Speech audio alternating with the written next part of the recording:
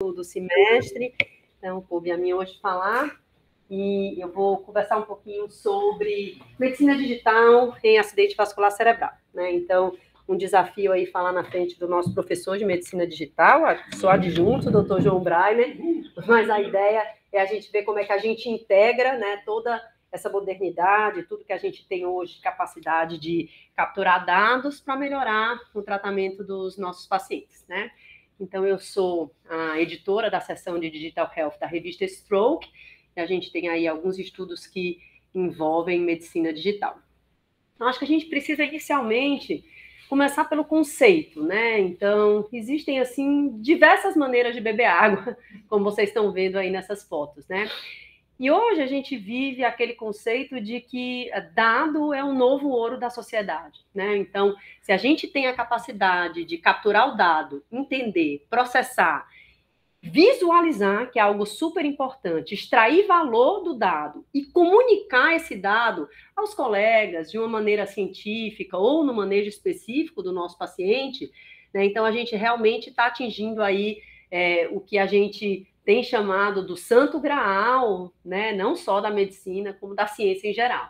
Então, os dados estão disponíveis de maneira ubíqua, a gente entra dados nos nossos celulares, a gente entra dados quando a gente acessa qualquer site na internet, e esses dados, obviamente, podem ser capturados, e a gente pode utilizar de uma maneira organizada e beber a água aqui, ou a gente pode ter esse fluxo contínuo aqui de água que não vai servir para nada, e é por isso que a gente tem que ir do que é fazer uma decisão para fazer uma decisão baseada em dados, né? Então, quando a gente fala decision making, ou fazer uma decisão, é o ato de você escolher entre duas ações competidoras, né? Então, eu vou anticoagular, eu vou dar antiagregante plaquetário, eu vou trombolizar, ou eu vou levar para a trombectomia direta, né? Transferindo um pouquinho isso para o cuidado da doença cerebrovascular. E a gente, há algum tempo, tem tentado migrar para o que a gente chama de data-driven decision making. Então, quando eu era residente, quando eu era aluna, as sessões do congresso tinham muito um título de como eu trato câncer de pulmão, como eu trato AVC, e essas sessões, se a gente prestar atenção, desapareceram aí dos congressos, né? Da maior parte dos congressos, é óbvio que ainda vale uma medicina personalizada, mas, obviamente, a maneira como o indivíduo X, Y ou Z trata aquela doença, pouco importa se aquilo não for baseado em evidência, né? Então, eu acho que quem chegou um pouquinho mais cedo aqui deve ter escutado a minha conversa sobre uma reunião bem polêmica que a gente teve de endovascular, reunião periódica que a gente tem aí no Hospital Albert Einstein, de uma decisão terapêutica, de que hoje em dia toda decisão que não é embasada, pelo menos numa série de casos, é uma decisão que, obviamente, pode ser questionada. Então, quando a gente sai o Data-Driven Decision Making, eu acho que é muito o que a gente faz com os nossos estudos randomizados controlados, né? Então, eles tentam trazer uma resposta que eu sempre gosto de frisar, que é uma resposta populacional. Então, a gente pega um resultado do estudo clínico, né? Então, trombectomia funciona para indivíduos dentro das 8 horas do início dos sintomas, com a tomografia assim, assim, assado, com essas características. E eu transfiro o resultado daquele estudo clínico, que foi um resultado populacional, eu comparei grupos de pacientes, né? Então, eu comparei se um tratamento X levava mais a um ranking de 0 a 2 do que um tratamento Y. A minha resposta não é para aquele meu paciente, é para aquele grupo de pacientes. E eu tomo uma decisão terapêutica eleito.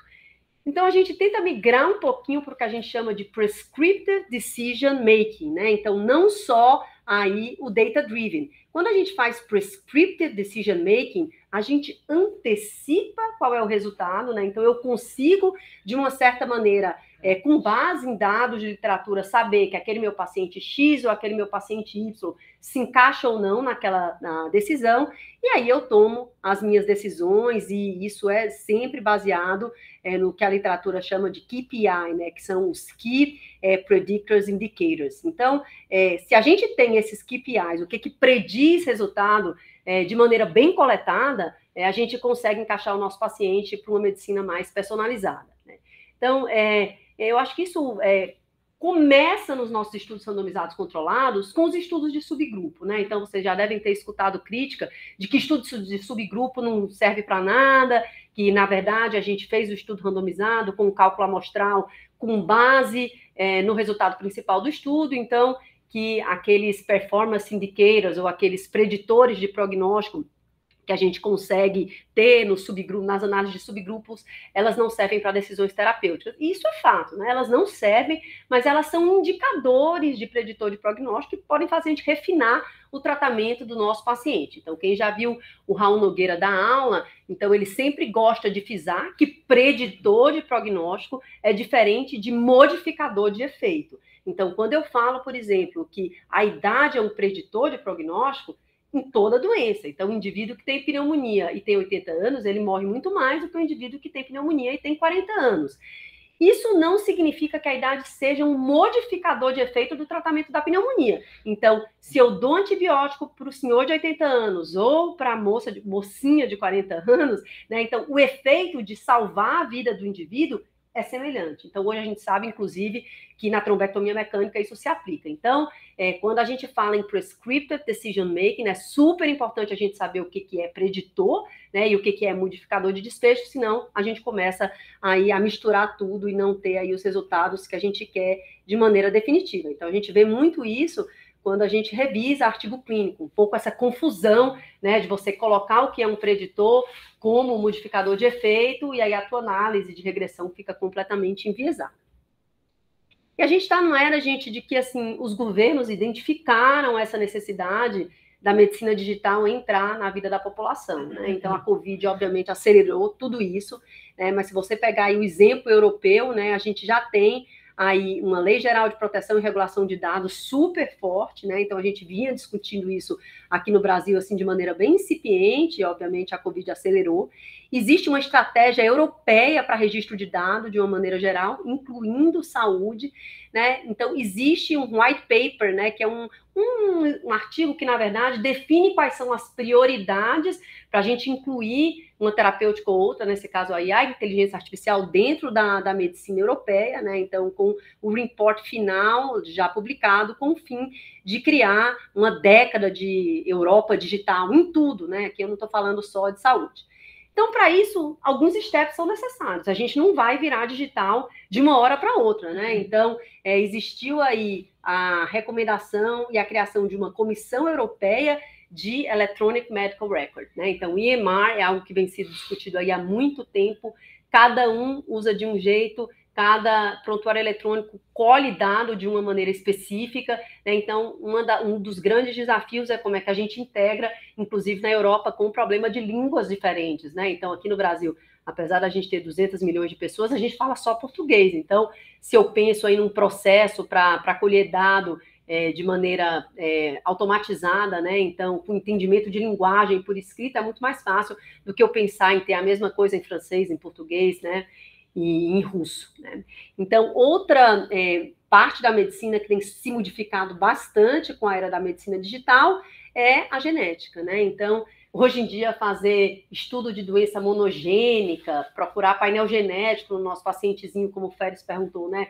Tem aí um aneurisma múltiplo, tem uma dissecção, vai ficar ultrapassado, porque a gente sabe que a maior parte das doenças são doenças poligênicas, e esses riscos de score poligênico, eles são criados com base populacionais, assim, enormes e preferencialmente diversificadas do ponto de vista étnico, né? Então, acho que teve aí uma publicação recente de alguém no Twitter mostrando assim um navio coalhado de gente, dizendo assim, isso aqui são os artigos, os autores dos artigos em genética, né? Então, porque cada um que incluir um banco de dados aí nesses programas genéticos acaba entrando como autor, mas é isso, né? Então, tem alguém capitaneando e a gente precisa da participação aí de todos, né? Então, existe uma tentativa de integração eletrônica, inclusive da Seguridade Social.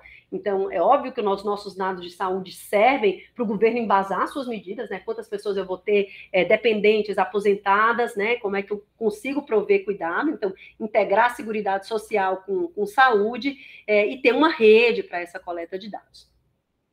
Então, é um pouco frustrante, mas se a gente pensar o que determina desfecho em medicina geral, só 10 a 20% dos desfechos, em geral em medicina, não estou falando só de AVC, são determinados pelo nosso cuidado médico. Então, a gente faz a trombectomia ou não faz, a gente anticoagula ou a gente não anticoagula. É muito, gente, é muito. Mas 20 a 30% vem aqui, ó, nos nossos genes, né? Então, tem um médico muito querido meu lá do Albert Einstein que fala assim, Deus perdoa, né? Os genes não. Então, você vem com isso inscrito em você, né? Com os fatores de risco para ter o seu Alzheimer, a sua angiopatia amiloide, né? 30 a 50% é o que o Fabiano discute muito com a gente no nosso grupo do WhatsApp, é comportamento. Então, como é que a gente modifica isso? Então, mesmo eu tendo um gene ruim, se eu tiver um comportamento saudável, eu posso conseguir superar aí esse meu determinismo genético. As circunstâncias físicas e de ambiente, isso vem sido muito discutido quando a gente fala em acessibilidade, né? Então, se vocês pegarem no Google aí, recentemente, agora no Einstein, teve na semana passada, um evento da Nature sobre equidade de saúde. E quando a gente fala de equidade, a gente está falando, obviamente, né, de problemas socioeconômicos que determinam aí as diferenças de acesso, mas essas diferenças de acesso a gente vê na saúde, quando a gente compara, por exemplo, medicina pública e privada no Brasil, mas a gente vê nos determinismos da doença. Então, é um indivíduo que mora num bairro ruim, ele não anda porque é perigoso ele atravessar a rua, ele não faz exercício, então, diferente da pessoa que mora aqui do lado do Ibirapuera, então vai caminhar todos os dias, consegue manter aí uma saúde adequada, porque do ponto de vista físico e de ambiente, teve aí esse acesso, isso entra um pouquinho também em circunstâncias sociais. E ao longo da nossa vida, a gente vai gerando dado, né? Então, a gente vai gerando dado, e esses dados, eles podem ser aí acumulados de diferentes maneiras, e os dados que a gente gera em saúde, então, é o meu exame de ultrassom, então, é o meu exame de controle periódico, é o PSA que o indivíduo, depois dos 50 anos, vai fazer, eles são acumulados e eles correspondem mais ou menos a 10% dos dados que a gente acumula na vida toda. Todo o resto que a gente acumula vem de outras fontes. De eu procurar dentro do Google para onde é que eu vou num cinema, o que eu vou fazer hoje à tarde, para onde é que eu vou levar meu filho, né? Então, e esses dados, obviamente, a gente ainda tem um desafio muito grande de ter uma acurácia médica, né? Então, por exemplo, para eu extrapolar de que eu comecei a procurar casa de videogame, que eu sou uma sedentária, tem um pulo grande, né? Eu posso gostar de videogame e também gostar de correr. Então, essa acurácia, ela ainda precisa ser trabalhada, como é que a gente faz, esse dado que eu imputo, né? Então, refletir um pouquinho para a minha condição social. A integração de múltiplas fontes, né? Então, é o dado do meu telefone, é o dado de quem usa para fazer um eletrocardiograma dentro de um celular, é o dado do meu sistema de saúde, que vai estar disponível, né? Então, do meu ultrassom. Então, fazer essa integração é muito difícil. A colaboração, principalmente agora, com essa questão da proteção de dados, né? Então, de que os nossos dados, eles teoricamente devem ser não identificados. Como é que a gente correlaciona isso como biomarcadores de desfecho, né? O que é desfecho, o que é consequência. Então, aqui, confundidor é um problema muito grande, né? Então, assim, o que é determinante da minha saúde? Eu sou obesa, não corro e por isso procuro a loja de videogame, ou é o contrário? Porque eu procurei a loja de videogame, eu virei obesa e hoje não corro, né? Então, existe aí um fator entre a causa e a consequência que nos nossos estudos iniciais a gente conseguia destrinchar muito bem, né? Então, um estudo como o Framingham conseguiu mostrar, por exemplo, que cigarro é um fator de risco para a doença cardiovascular e para o tabagismo, porque conseguiu discernir e ver o que era confundidor ou não. Então, no início, os pacientes que bebiam e os pacientes que fumavam tinham um aumento de risco de câncer de pulmão. Então, lá atrás, quando você não conhecia os dados do Framingham, você podia dizer, bom, bebida é um risco para câncer de pulmão. No final, a gente identificou a bebida como um fator confundidor, o indivíduo que bebe é um indivíduo que fuma, o fator de risco é o cigarro, então, se eu corrigir para o cigarro, eu consigo encontrar esse fator de risco de fato. Então, quando a gente fala de dado populacional, isso é obviamente mais difícil e a gente tem todas essas questões regulatórias que precisam ser trabalhadas dentro do nosso sistema de saúde. Então, eu parto do dado. Esses dados estão, como a gente descreveu, em várias fontes. Então, nos Electronic Medical Records, no nosso TASI, que a gente tanto critica aí nos nossos finais de semana, porque a gente não consegue acessar as imagens, nas imagens de patologia, na tomografia e ressonância. Hoje a gente fala muito de crowdsourcing, né, de juntar esses dados para a gente ter neuroimagem populacional, né? Então, diferente de olhar a minha ressonância, se eu olho a ressonância de 500 mil brasileiros, o que eu consigo prever aí em longo prazo? Os dados genômicos, obviamente, e o uso de droga, né? Então, teoricamente, eu teria que integrar tudo isso de uma maneira conectada, criar aí uma ação e, obviamente, vai depender um pouquinho de como eu quero usar essa ação, né? Então, quando eu uso um algoritmo prognóstico para saber se o indivíduo vai bem se eu anticoagular, se o indivíduo vai bem se eu trombolizar, né? Então, o que eu quero com aquilo? Quando a gente desenha um trial clínico, a gente quer definir se o tratamento é um tratamento efetivo ou não. Ótimo, esse é um dos desfechos. Mas eu posso querer esse dado para outras coisas. Eu posso querer esse dado para prever prognóstico, eu posso querer esse dado para prever quantos indivíduos eu preciso calcular que ao longo de um ano vão usar trombolítico dentro do sistema de saúde, né? Então, essas funções são um pouco diferentes e a gente aceita um pouco mais ou um pouco menos de erro, dependendo se eu estou querendo usar aquele dado para uma medicina de precisão ou para um desenho de um clinical trial ou para a alocação do indivíduo dentro do sistema de saúde, né? Então, essa sessão de Digital Health na Stroke, ela tem aproximadamente 3 anos. A gente foi avassalado pela pandemia, então quando a gente começou a estudar um pouquinho de Digital Health in Stroke, né, então a nossa primeira publicação é uma publicação bonitinha, falando aí do Join, da validação do Join, dos aplicativos que a gente usa para prever risco, como o Stroke Riscômetro, que é liderado aí pelo Valerie Fagin, da capacidade da gente usar o Rapid de maneira digital e de incorporar, inclusive, coisa em português dentro desses aplicativos. A gente tem a tradução do riscômetro, né? E aí, a gente, em 2020, vem avassalado, deixa de ser, né, então, essa medicina bonitinha para uma medicina essencial, né? Para sem ela, a gente não conseguia atender os nossos pacientes, e essa evolução foi uma evolução muito rápida. Sentiu-se a necessidade de criar definições, inclusive, de taxonomia, né, do que é um encontro virtual, do que é uma visita virtual, né, do que é uma segunda opinião, de como é que a gente faz análise preditiva e de como é que a gente pode monitorar o paciente de maneira remota, né? Então, inclusive isso para reembolso. Então, hoje em dia, no estudo Optimal, se eu faço uma visita virtual, essa visita ela pode ser com ou sem controle da pressão do indivíduo em casa. Então, para quem não conhece o Optimal é um estudo brasileiro que está comparando medida de pressão arterial e deixar a pressão arterial menor do que 140 versus menor do que 120 para prevenir evento cardiovascular maior. Hoje em dia, o Ministério da Saúde virou para a gente e falou o seguinte: a visita virtual é aquela que você modifica a prescrição. Então, se você não medir a pressão desse paciente, isso não é uma visita virtual, isso é um contato telefônico, a gente não vai pagar a visita. Né? Então, essa taxonomia, pelo menos nos Estados Unidos, se modificou. Nos Estados Unidos, há uma questão também do ponto de vista regulatório, de você ser ou não responsável pela sua decisão, né? Então, aqui a gente está no Brasil ainda numa fase que antecede ao que eles têm nos Estados Unidos. Você não é coparticipante da decisão quando você dá uma segunda opinião.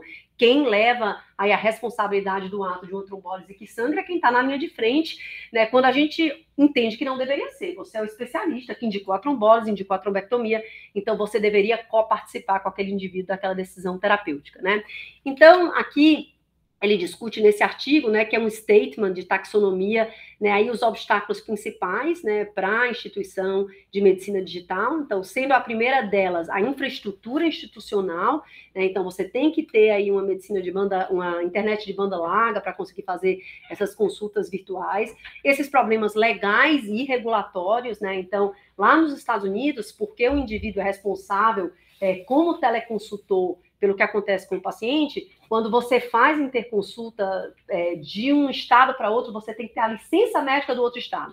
Então, eu fiquei em Boston, eu tinha a licença médica de Massachusetts, mas eu tinha que ter a licença de Maine e de Nova York, porque eu fazia teleconsulta para lá.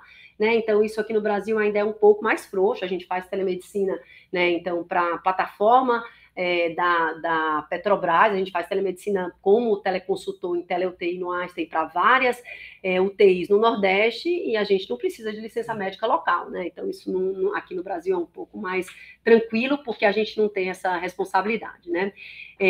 A redução do reembolso, né? Quem é que fica com reembolso? Essa é uma discussão de longa data. Eu trombolizo um paciente num hospital primário e leva esse paciente para a trombectomia, né? Quem recebe o reembolso? É o hospital primário ou é o hospital que faz a trombectomia?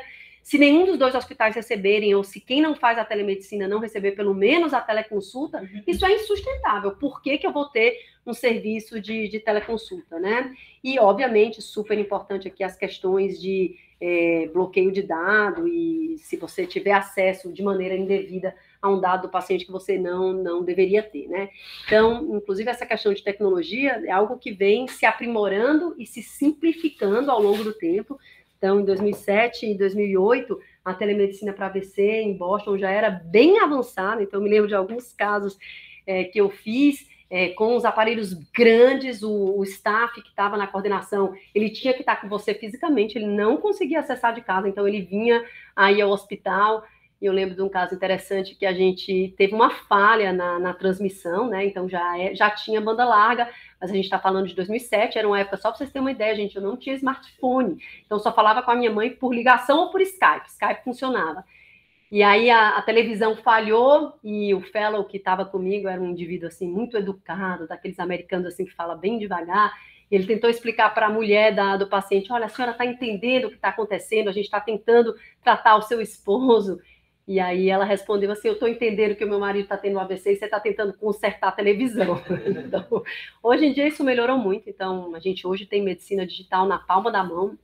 E essa é uma revisão sistemática super interessante do Valerie Fading, que avalia, né, aplicativos digitais para prevenção primária de AVC, né? Então, a gente tem aí uma avalanche de aplicativos entrando no mercado, então se estima que a gente tenha em torno de 300 aplicativos novos de saúde por dia no mercado. Então, como é que a gente discerne o joio do trigo, né? Então, o que é bom, o que não é, o que a gente tem que olhar para avaliar se um aplicativo é de fato útil para prevenir, para nos ajudar no tratamento desses pacientes. Então, ficou pequenininho aqui, né? Então, a nossa Sheiloka querida é a última autora dessa revisão sistemática, né? Então, mais para revisão, para prevenção primária, a gente tem aí pouquíssima coisa, né? Então, eles dividem um pouquinho em prevenção primordial, que é tentar evitar a ocorrência do fator de risco em prevenção primária. Colocam aqui todos os segmentos da população que deviam estar envolvidos nisso, né? Então, a população geral, o aplicativo tem que ser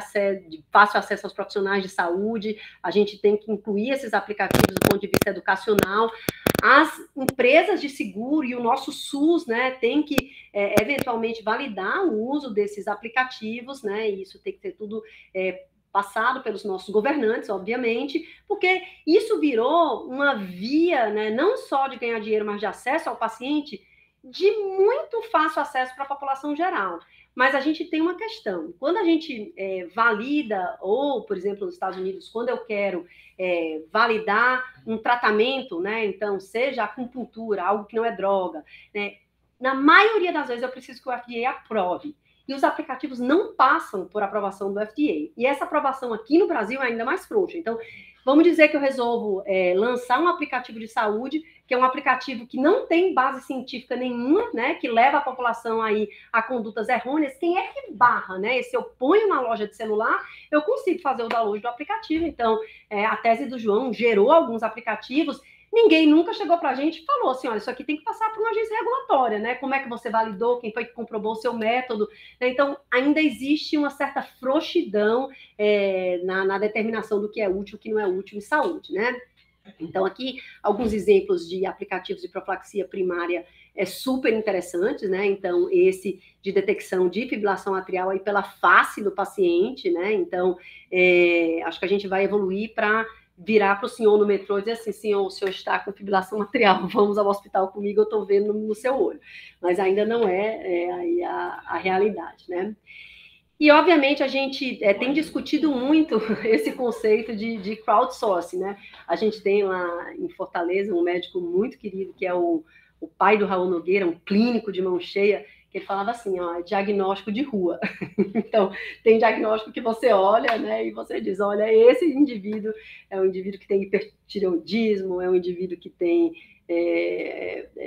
alguma condição tipo Marfan, né? Então ele gostava de falar desse diagnóstico de rua. Então, o diagnóstico de rua vão ser essas câmeras que a gente tem espalhada aí nos prédios e no serviço público, né? Transporte público para a segurança. E aí a gente volta um pouquinho para essa questão de crowdsourcing, né? Então, que é muito diferente a gente entender uma das questões em Big Data, a gente entender a imagem do jeitinho que a gente entendia naquele meu paciente associado à clínica dele, né? Versus de juntar várias neuroimagens e conseguir prever saúde, né? Então, quais são os marcadores de saúde? A gente procura muito aí um marcador de doença, né? Hoje a gente tem dentro da medicina do AVC agudo, né, a possibilidade do uso desses aplicativos. Então, hoje em dia, se chegar um paciente no Einstein, eu recebo agora, né, então eu sei que está chegando um paciente, consigo dar opinião. Aqui também a gente tem o Join, de novo, eu estou devendo para vocês aí a instalação do Join no celular dos fellows, né, que não são mais novos, né, então já comprei isso, vamos ver se a gente começa esse semestre certinho, né.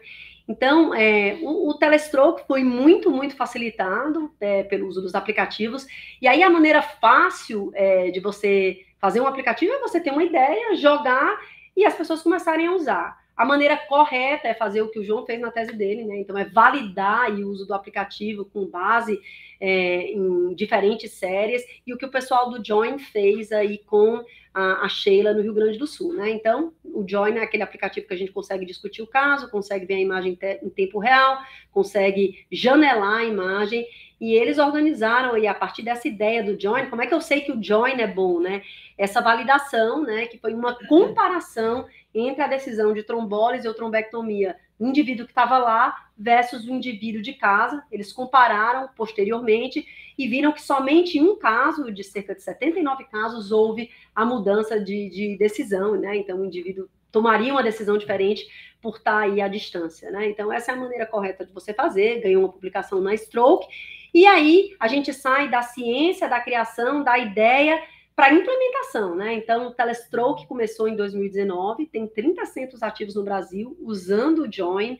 Então, até o momento que eu dei uma aula para o setor de stroke do Massachusetts Society, que foi em julho, a Sheila me passou 3.012 discussões, né, com 15 centros aí em preparação, né, e isso mudando aí, fazendo com que a gente trombolizasse 1.000 indivíduos que não seriam trombolizados ao longo do Brasil, porque a gente mora nesse país continental e a gente não tem como ter um neurologista de plantão em cada hospital, né? Então, mudando aí a realidade.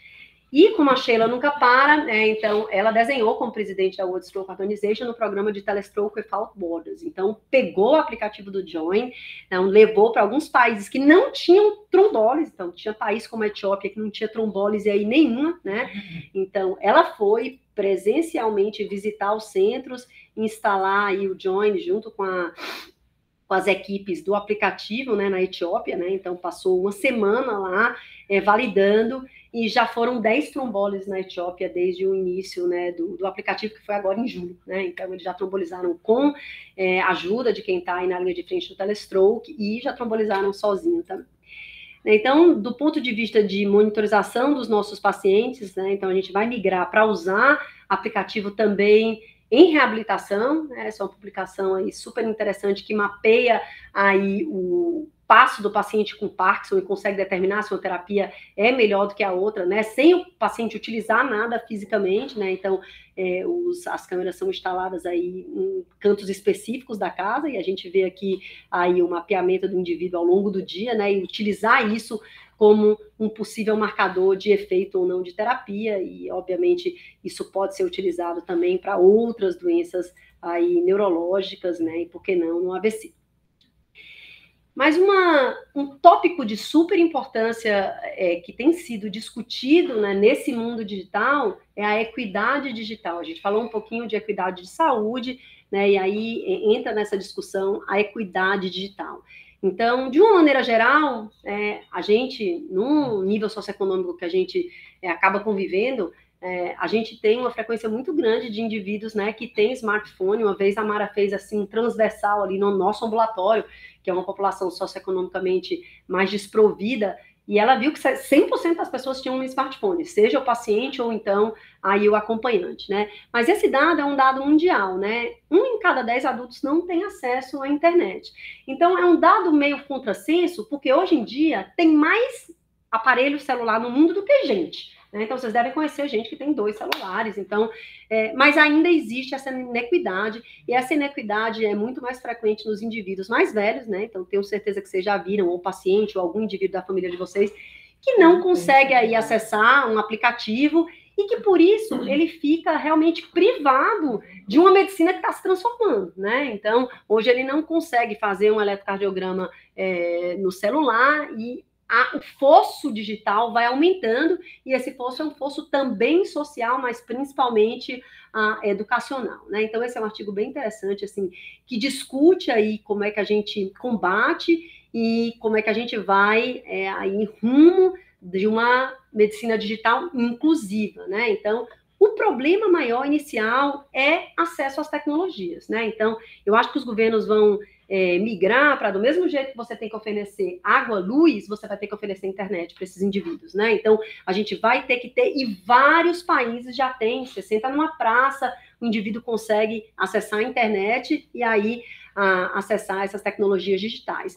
E digo mais, então, do mesmo jeito que o SUS tem que prover o cuidado universal para o indivíduo que chega aqui com um AVC ou com um infarto agudo do miocárdio, eu acho que no futuro a gente vai ter que prover, inclusive, o acesso ao aparelho, né? Então, obviamente, existem políticas de saúde pública que possivelmente vão, né, como a gente tem Minha Casa Minha Vida, né? Então, dá um financiamento para o uso de um telefone smartphone quando uma família não tem um smartphone, né? Então, isso são políticas de inclusão digital que elas vão ter que existir para diminuir a exclusão digital e aumentar o acesso e a diminuição à inequidade, né? Então, com isso, a gente vai conseguir atingir alterações comportamentais e várias pessoas que trabalham com medicina digital têm entendido que a psicologia é uma área importantíssima, e a neuropsicologia, entender como é que eu faço o indivíduo usar aí um aplicativo. Então, não é por que um aplicativo é bonitinho e alguns indivíduos usam de maneira rotineira aquilo, outros não, e tem alguns aplicativos que ficam lá na última página do seu celular. O que te faz usar aquele aplicativo, né? Então, a gente está tendo uma experiência bem interessante também no Optimum, que é um aplicativo que chama Elf, que é um aplicativo que tem uma gamificação. Então, é o seguinte, o indivíduo, ele vai olhando seus pontos de saúde, então ele coloca a pressão dele, a pressão tá boazinha, ele tomou as pílulas do dia certinho, ele fez o exercício físico dele, ao final, o aplicativo gera uma bonificação, que normalmente no aplicativo é desconto para compra de coisa saudável. Então, desconto no Livap, aqui no Brasil, depois se vocês quiserem baixar o aplicativo do Elf, é de graça.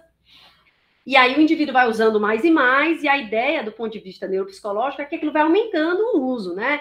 Então, de alguma maneira, quem vê criança jogando videogame, eu tenho 2 em casa, existe uma maneira de você prender o indivíduo àquele jogo. Por que ele quer jogar mais e mais, né? Então, será que a gente consegue usar isso para o bem, né? Então, fazer o indivíduo, gamificar a saúde, inclusive, a gente está desenhando um trial agora só com o ELF, lá pela Academic Research Organization do Einstein, né? A Carla, que já deu aula para vocês, é a líder desse projeto, e a gente teve uma questão do comitê de ética, de dizer, olha, não sei se pode ir, porque tem a gamificação, e no final das contas a gente vai ter que incluir isso na vida diária, né? Então, acho que essa são ideias, a gente não sabe qual é a trilha ideal para ir para tratar, incorporar isso na medicina preventiva, né? Mas aí, esse ano, eu e o Lichuan, a gente pegou um artigo que eu adoro do Kaplan, então, para quem foi residente, eu não vou dizer que eu fui na década de 90, porque eu já fui residente, já era 2000, então, mas quem foi residente na década de 90, usava muito esse artigo do Dr. Kaplan, que era assim, What's Wrong with Mr. Jones?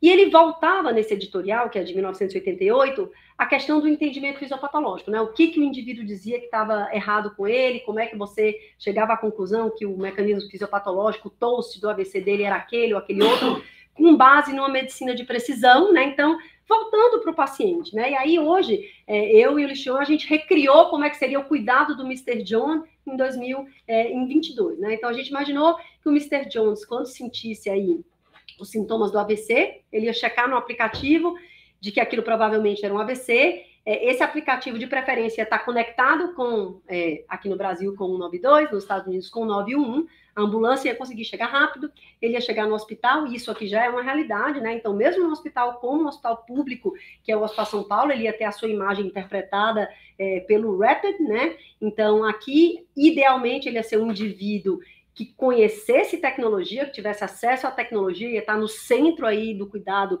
da sua saúde, ia sair do hospital com um aplicativo para monitorização da frequência cardíaca, né, e ia usar um aplicativo tipo Health para ver se realmente ele estava mantendo os alvos que a gente fica pedindo para os nossos pacientes manterem dentro do ambulatório, mas quando eles atravessam a esquina, eles vão lá comprar os Cheetos que o Zé Luiz Pedroso diz que dá epilepsia, porque todas as crianças, né, do ambulatório de epilepsia comem Cheetos na espera, né? Então, como é que a gente combate aí tudo isso, incluindo os Cheetos? E aí a gente chega no uso dessa medicina digital para os nossos trials clínicos, né? Então, o que a gente chama de Digital Health Enabled Clinical Trials. Então, fazer um trial clínico é super caro. Um trial como o Optimal Stroke ou o Optimal Diabetes custa a bagatela de mais ou menos 27 milhões de reais por triênio, né? Para pagamento de centro, para regulatório, para manutenção dos investigadores, para pagamento do paciente via ao centro, né? Que é um gasto grande.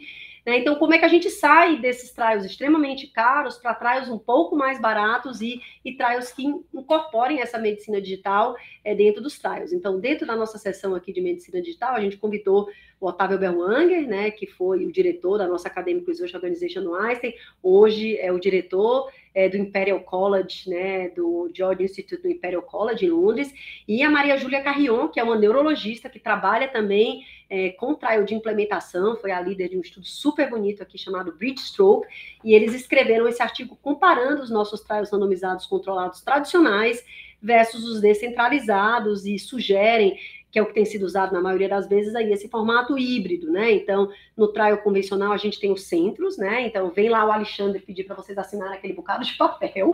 Então, hoje isso está mudando um pouquinho com o DocSign, né? A gente tem um time, né, completamente dedicado a isso, né? Então, hoje o Alexandre, o grupo lá da pesquisa, é um grupo que trabalha só com isso, né?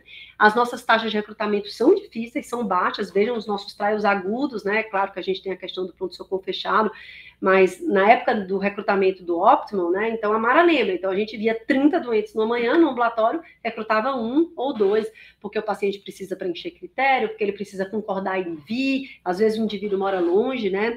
Então, essa representatividade acaba sendo uma representatividade menor, né? Então, o meu indivíduo que eu super selecionei para entrar no Optimal é um indivíduo que consegue vir, que provavelmente teve um AVC que tem um ranking bom, porque ele consegue pegar um ônibus, que tem uma familiar junto, então talvez de um nível socioeconômico um pouquinho mais alto, e aí a gente acaba não tendo representatividade muito grande na inclusão desses pacientes. É super intenso o trabalho, né? Então, quem está aí nessa parte de monitoria sabe, né? Então, a Eriquinha, não sei se ela está aqui assistindo a aula, mas assim, o trabalho de bastidor da Érica para fazer o Charme rodar, que foi um estudo que a gente incluiu 5 pacientes, é um trabalho fenomenal. Então, a resposta às queries, ter certeza que a gente está seguindo o regulatório de maneira correta, né? Então, a gente mudaria um pouquinho isso, fazendo os trials descentralizados para um modelo mais eletrônico, né? Então, as visitas passariam a ser virtuais, enquanto hoje os nossos indivíduos precisam vir, né? Então, hoje em dia, a gente fala de praticamente CRF eletrônico. Num trial como o Optimal, a gente usa ainda um documento de papel, né? Então, a gente usa um booklet para documentar e para a monitora checar se tudo que a gente fala é real, né? A gente tem um risco menor de perda de segmento, que é um problema real nos nossos estudos de longo prazo, e, obviamente, o ideal era até que essa coleta de dados fosse feita de uma maneira mais automatizada. Isso é um mundo ideal, né, gente? Assim, um mundo de Cinderela. A gente ainda está mais aí no trial híbrido. O trial descentralizado, ele não é de graça. Então, para suportar toda essa tecnologia, isso custa dinheiro. Precisa de gente boa trabalhando atrás. Então, não é a panaceia, né? Então, a gente tem que finalizar esse gap digital, né? E isso vai partir, né, então, da ação de médicos que estão interessados na medicina digital, mas a gente é um pouco sobrecarregado de qual é o aplicativo que eu vou usar. Se um paciente começar a me mandar todos os eletrocardiogramas dele para eu ver se ele está em FA, como é que eu vou lidar com isso, né, com essa quantidade de dados, né? Então, a gente precisa do engajamento e da solução desses problemas para os médicos. A gente sabe que o WhatsApp hoje já é um problema na medicina do país, né, do indivíduo que te manda aí uma interconsulta 2 da manhã, né? Então, isso precisa ser regulamentado. Os planos de saúde e os sistemas de saúde estão muito interessados, obviamente, porque isso tem o potencial de diminuir o custo, né? Então, assim como os empregadores. E tem vários investidores, né? Então, hoje a gente tem no AIS tem uma incubadora de startup, que é a Eretz Bio, que tem mais de 80 empresas tentando investir em telesaúde, em medicina digital, como é que a gente torna tudo isso viável, né? Mas vai ter o joio e vai ter o trigo, vai ter o que a gente pode utilizar e o que realmente não muda, e a nossa medicina de precisão, de beira de leito, ela ainda vai ser muito necessária. Eu acho que a neurologia é uma das especialidades mais protegidas de passar a ser exclusivamente digital, né? E dentro da ciência, a gente ainda entra aí nesse preâmbulo de que tudo que a gente escreve hoje pode ser melhor escrito ou reescrito por uma inteligência artificial. Então, como é que a gente que faz trial clínico na hora de publicar, né? Como é que a gente usa de maneira responsável essa inteligência artificial, né? Para que a gente incorpore, é um caminho sem volta. Você dizer que você não vai incorporar o ChatGPT na sua ciência é te deixar para trás. Você tem que incorporar, obviamente, de uma maneira responsável, sabendo das limitações, sabendo das alucinações que ele pode ter, né? De gerar referências falsas. A gente fala muito de ChatGPT, mas existem múltiplos outros sites de inteligência artificial que são capazes de ler um PDF, interpretar um PDF, né, de criar gráfico. Então, vai ser como eu dizer há 20 anos atrás de que eu não vou usar a internet para fazer a minha pesquisa científica, de que eu vou sentar lá na Birema e pedir a revistinha, porque a gente fazia isso, eu e a Maramela. A Maramela é mais do que eu, porque ela é muito mais velha. Mas a gente pedia a revista e esperava uma semana para a revista chegar. Isso é de verdade.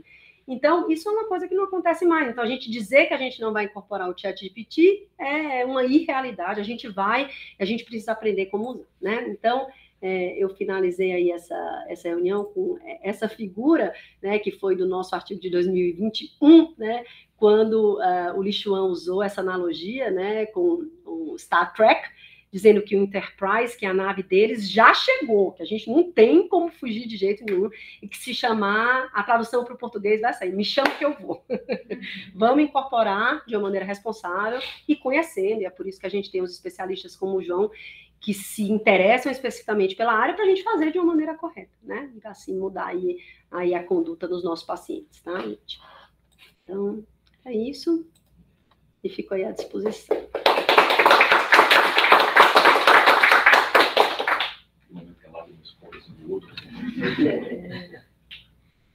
Alguém quer comentar alguma coisa, pessoal da plateia? Alguém tem alguma coisa para falar? João? Caixinha de som, tá? Tá ligada a caixinha de som? Eu acho que tá. Ela tá sem. Mas eles estão vindo, eu acho que sim. Ela tá sem luz ligada. Se ninguém tá falando, eu acho que não tem nada para acrescentar. Eu acho que a doutora fez um passeio muito bonito por todos os campos hoje que a gente tem de disponibilidade. E o que a gente tem que incorporar na nossa prática é que as estratégias que existem de tomada de decisão, de vigilância, por exemplo, na parte farmacológica e até mesmo na parte diagnóstica, elas devem ser incorporadas na nossa rotina, né? Definitivamente, a gente precisa saber como incorporar essas tecnologias. Mas além de saber incorporar essas tecnologias, a gente também tem que participar ativamente do processo de aquisição de dados. Então, a gente tem que incorporar, nos Estados Unidos, os fellows, por exemplo, já fazem muito isso, que é a criação de um stroke bank. Cada um vai lá, alimenta o banco de dados, cria um banco de dados, lógico, dentro das normativas regulatórias, né? Não é para sair pegando dados de paciente de maneira incoordenada, apesar de nós já termos tido avanço em relação a isso, né? Lá mais tem, por exemplo, programa de coleta de dados de sinais vitais, prescrição, desfechos, eles são feitos de uma forma que não precisa do consentimento do paciente. Mas, lógico, é totalmente anonimizado e os dados, inclusive, são embaralhados. Então, mesmo que você tenha, eu sei que a Xuxa tem 60 anos, que nasceu na data no dado nascimento tal, esse dado é embaralhado. Então, mesmo que você saiba desses dados particulares da Xuxa, por exemplo, você não conseguiria ter acesso dentro do banco de dados do Einstein. E esses bancos eles são compartilhados com pessoas do mundo inteiro. E eles precisam ter essa dinamicidade, né? A gente não pode mais avaliar filmes somente pelo banner. Então, você vê lá o filme da Barbie, por exemplo, pega o banner e faz um filme de criança para assistir. Mas quando você assiste o filme inteiro, você está falando, não, tem um componente social, é voltado para públicos adolescentes, jovens, adultos. Então, você percebe que é completamente diferente. Então, a gente tem aqui a realidade da DCI. Você fazer uma predição de DCI, considerando somente a tomografia de admissão, por mais que você tenha uma boa acurácia, ela definitivamente não é a realidade. O paciente infecta, o paciente muda parâmetro antimétrico, o paciente muda dinâmica de pressão, então você precisa acompanhar esses dados de uma forma dinâmica, né? É isso que aconteceu, por exemplo, no Robolau, que é uma história muito bonita, que que a Laura, de 1 ano, faleceu por sexo, o pai dela, engenheiro, criou, junto com um colega médico, eles criaram um dispositivo, um algoritmo, um robô que consegue identificar qual é aquele paciente que pode morrer de sepsis, e hoje, todos os dias, o robô Laura salva 37 pacientes somente no Brasil. Então, é um número muito, muito expressivo, que a gente definitivamente não pode se privar de ter. E incorporar que, devido à expansão das escolas médicas no Brasil, por exemplo, a qualidade da formação caiu drasticamente. Então, incorporar mecanismos que melhorem a assistência em saúde, melhorar o diagnóstico, melhorar a predição, dar suporte, até mesmo para fazer exame físico, é fundamental, né? Inclusive na interpretação de exames de imagem, por exemplo. Né? A gente não tem mais como considerar que nós temos uma uniformidade na formação médica. Não. A gente tem uma formação médica bastante díspara no Brasil, e a gente sabe que o médico ainda continua sendo o elemento central do processo da parte médica, né? Lógico, a saúde é muito mais ampla do que somente o médico, que ele precisa estar muito bem formado. Essas tecnologias, elas não aparecem não para diminuir a sua autonomia, muito pelo contrário, para incorporar a capacidade de você prestar uma assistência de melhor qualidade. Muito bom. Acho que é isso, né? Terminar de gravar, eu queria só mostrar o método Charcot para vocês. São 2 minutos só para usar. Eu vou parar a gravação. Obrigada, gente.